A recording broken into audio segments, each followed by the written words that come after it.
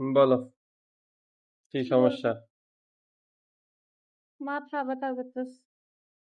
ও কোন তো দিক গরম। আমার শরীরও গরম। মুখটা কালো কালো দেয়া যাইতেছে। কালো মানুষ কালো কালোই তো দেয়া যাবে। কে বলছে? আসলে কে এলো আবার গাড়ি দিয়া?